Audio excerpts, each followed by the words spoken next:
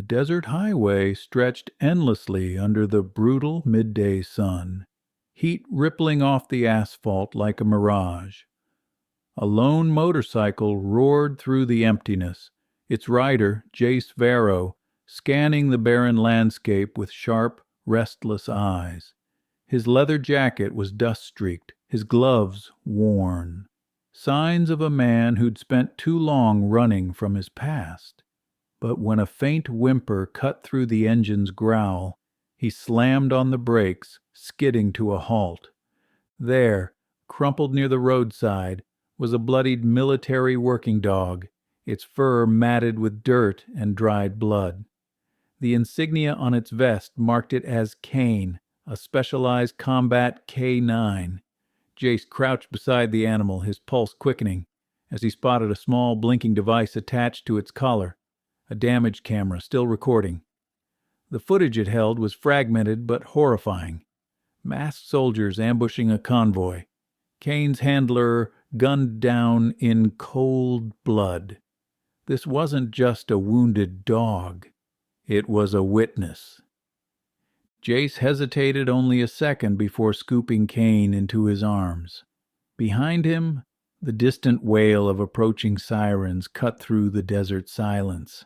If he stayed, he'd be blamed for whatever massacre had happened here. If he ran, he'd be dragging a target onto his back. But as Kane's desperate eyes locked onto his, Jace made his choice. He revved the engine and sped into the unknown, the dog's shaky breaths a constant reminder. This wasn't a rescue. It was a war. Before continuing the story, comment below where you're watching from. I'm excited to see how far this story has spread. If you enjoy it, don't forget to like and subscribe for more exciting stories like this. The safe house was nothing more than a crumbling motel on the edge of town, its flickering neon sign casting jagged shadows across the cracked pavement. Jace kicked open the door, Kane limp in his arms, and dumped his gear onto the stained carpet. The dog's breathing was shallow, his body trembling. Whatever hell he'd escaped from had left him broken, but alive. Jace rifled through the camera's files, the footage glitching but clear enough to piece together the truth.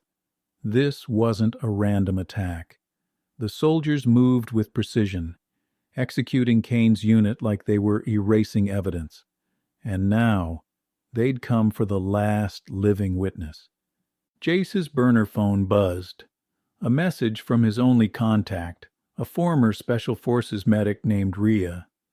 "You've got a problem," it read. "That dog's tagged. They'll track him. And when they do, they won't ask questions before putting a bullet in both of you." Jace clenched his jaw. He'd spent years staying invisible, but Kane had dragged him into something bigger than he'd ever wanted. If he walked away now, the dog would die, and whatever those soldiers were hiding would vanish forever.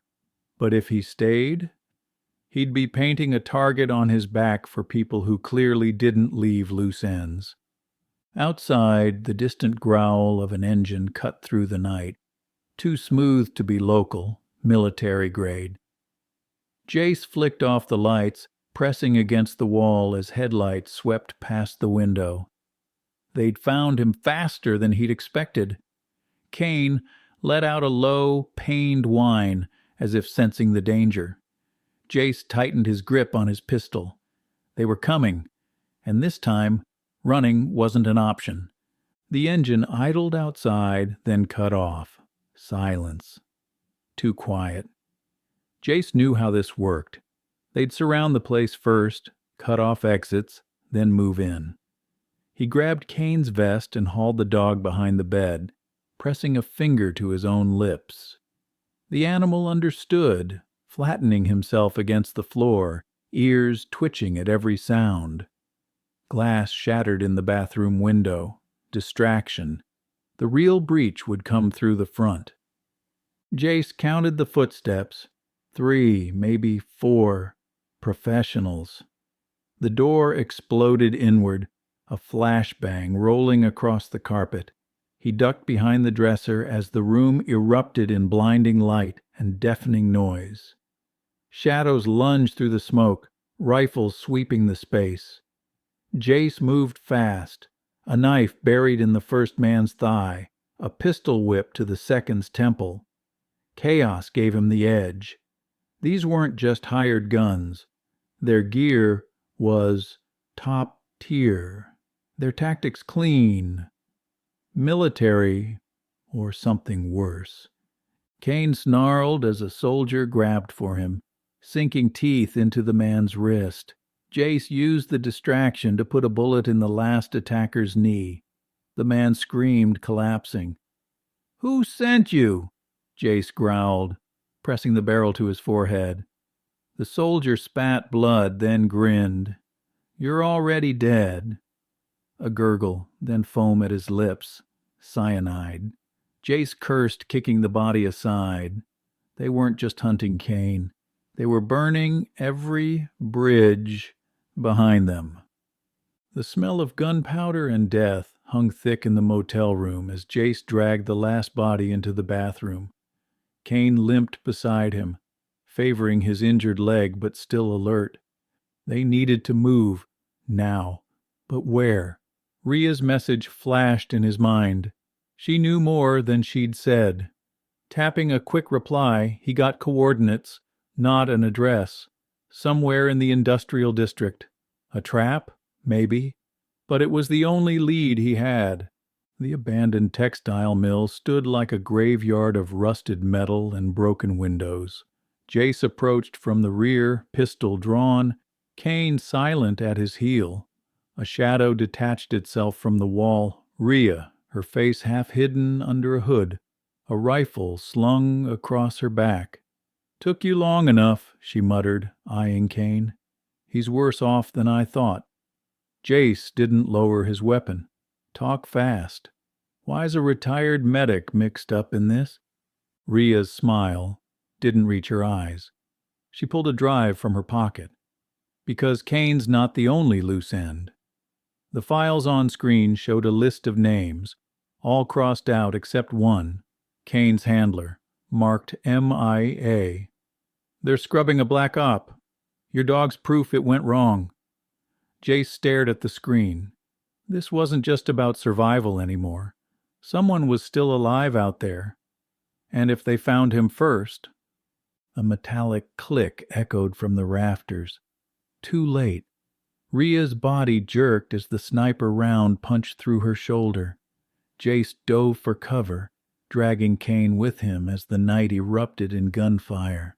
They'd been led right into the kill zone. Rhea's blood seeped through Jace's fingers as he pressed against the rusted machinery. Kane pressed tight against his leg. The sniper's shots came in steady intervals, methodical, patient. They weren't trying to kill them outright. They wanted them pinned. "The drive," Rhea gasped, shoving it into Jace's vest. "Find him, before they—" Another shot ricocheted off the metal beside them, cutting her off. Jace pried the drive open on his phone. Files spilled across the screen, mission logs, encrypted coordinates, and a single video file labeled Echo Protocol. The footage showed Kane's handler, Captain Elias Voss, in a desert outpost, his voice low and urgent. "They lied about the cargo. It's not weapons, it's people, test subjects. And if this gets out..." Gunfire cut him off. The video ended with a blurred extraction. Voss MIA. Kane, the only survivor. A new sound cut through the gunfire. Rotors. Extraction for the shooters. Jace's time was up. He glanced at Kane, then the drive. Voss was alive somewhere, and whatever Echo Protocol was, it had gotten an entire team killed. The sniper's rifle clicked empty. Time to move. The sewers beneath the city reeked of rust and decay, but they offered something more valuable than comfort. Cover. Jace moved through the tunnels with Kane close behind, the dog's nails clicking softly against the damp concrete.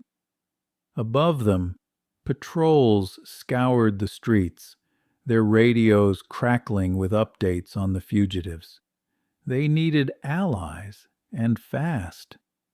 A rusted door marked with a faded symbol, a serpent coiled around a dagger, stood at the end of the tunnel. Jace knocked twice, paused, then 3 times more. A slit in the door slid open, revealing a pair of cold, calculating eyes. "Varro," a voice rasped. "You're either brave or stupid to come here." The door creaked open, revealing Mira, a black market intel broker with a reputation for knowing things no one else did. Her lair was a maze of screens and servers, the air thick with the hum of encryption. Jace tossed the drive onto her desk. "I need everything on Echo Protocol." Mira didn't touch it. "That's a death sentence," she said, lighting a cigarette. "But since you're already marked..." She plugged it in, and the screens flickered to life with classified schematics. A black site lab, transport routes, and a list of names. Test subjects. "They're not just cleaning up a failed op," Mira murmured. "They're erasing evidence of a live experiment." Jace's grip tightened on his pistol, and Voss was the only one left who could expose it.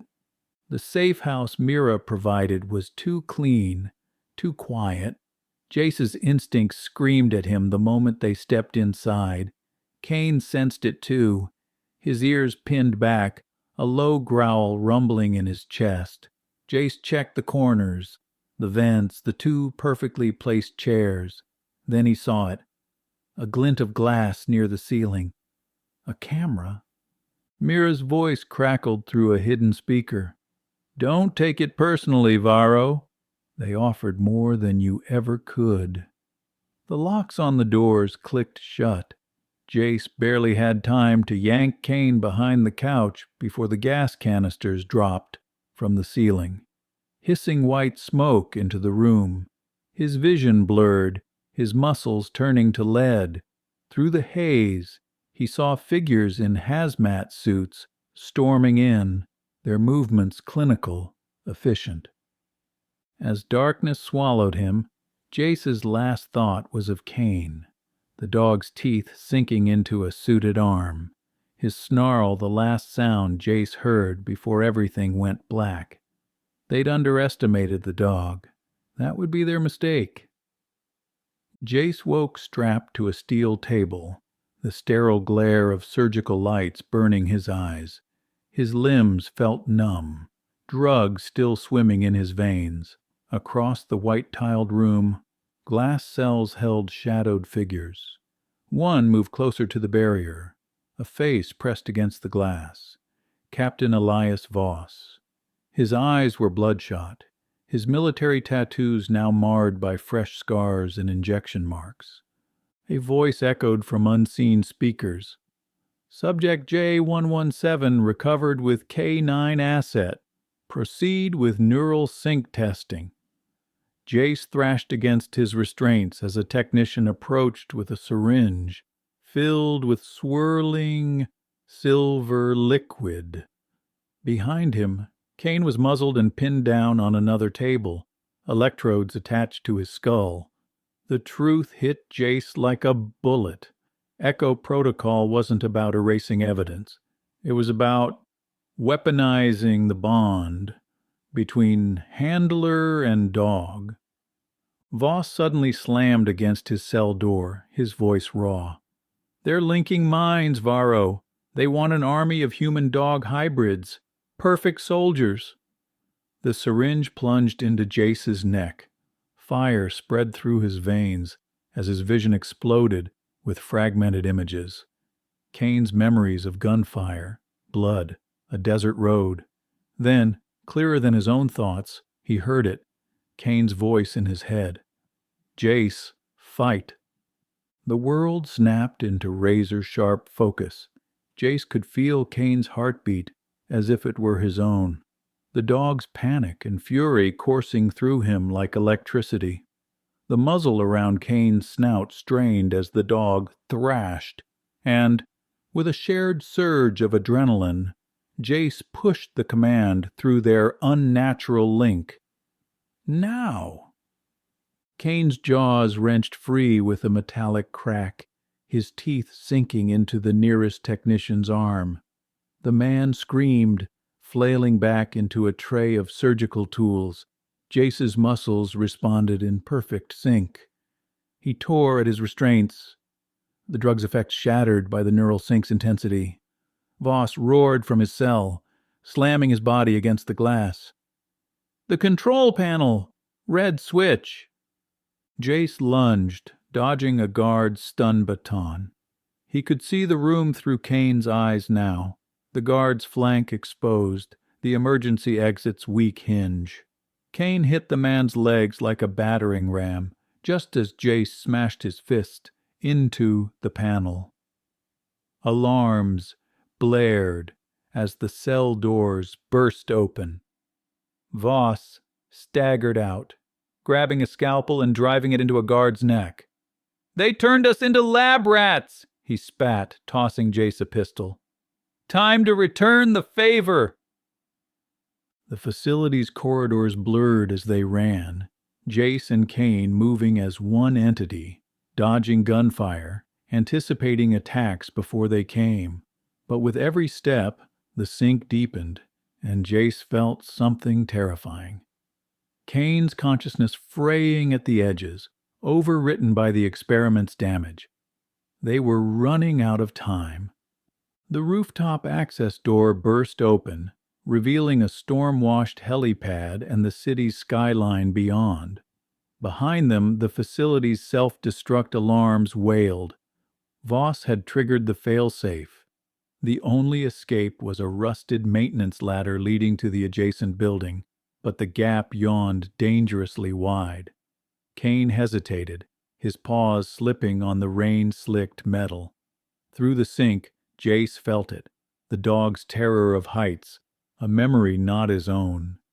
Voss's. Voss covered their retreat, firing at the swarming guards.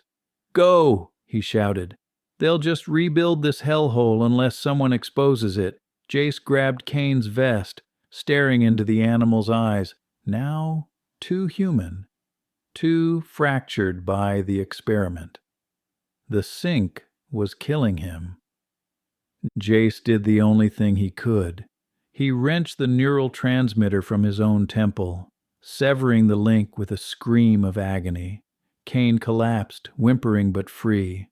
Voss tossed Jace a data drive, the proof of Echo Protocol. "Get this out! I'll hold them off!" As Jace leapt across the gap with Kane in his arms, the explosion lit the night behind them.